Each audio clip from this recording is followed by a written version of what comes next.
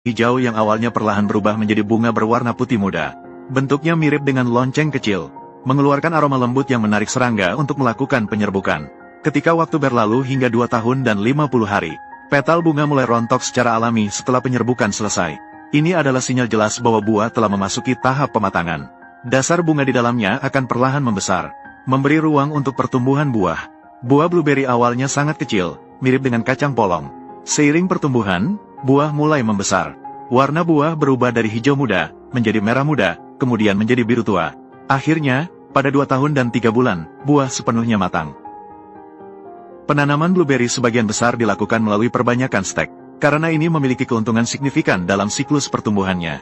Terutama untuk cabang-cabang yang dipangkas, tidak perlu terbuang.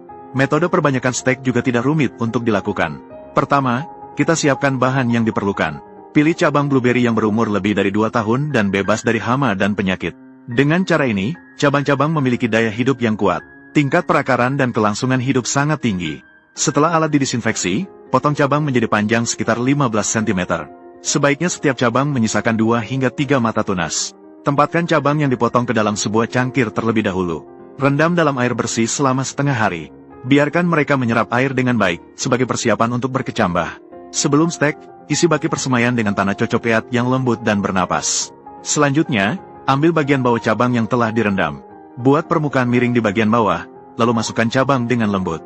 Permukaan miring yang telah dipotong harus sepenuhnya tertanam di dalam tanah.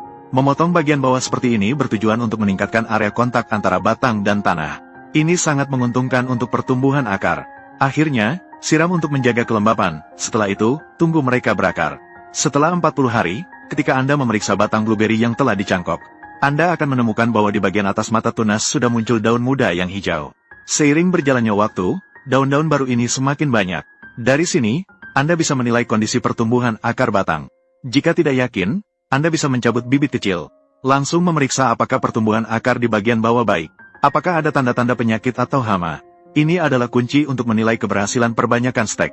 Pada saat ini, bibit sudah tumbuh subur. Maka sudah bisa dipindahkan ke ladang untuk ditanam. Atau memilih wadah yang lebih besar untuk ditanam dalam pot. Metode perbanyakan stek jauh lebih cepat dibandingkan menggunakan biji. Dan satu batang dapat memperbanyak beberapa bibit kecil. Kedua metode di atas sederhana dan praktis, bisa dijadikan referensi.